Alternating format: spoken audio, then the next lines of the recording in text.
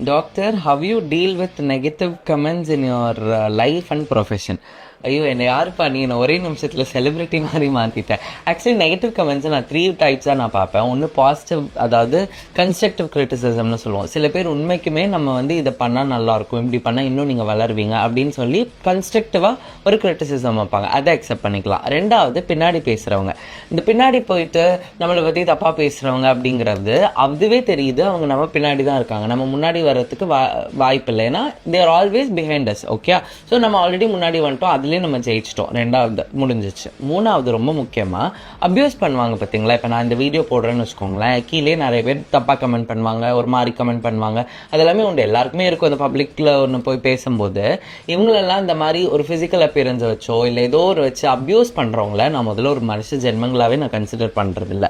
ஓகேங்களா? ஸோ அதனால் உங்களுக்கு நீங்கள் ஒரு மாதிரி நெகட்டிவாக ஃபீல் பண்ணுறீங்கன்னா நீங்கள் முக்கியமாக உங்களை லவ் பண்ண ஆரம்பிங்க, ஈஸியாகிடும் எல்லாமே. உங்களோட கமெண்ட்ஸும் நாங்கள் கிளாரிஃபை பண்ணணும்னு நினச்சிங்கன்னா மறக்காமல் கமெண்ட் பண்ணுங்கள். கண்டிப்பாக நாங்கள் அதை மாக்டர் சீரீஸில் இன்க்ளூட் பண்ணுறோம்.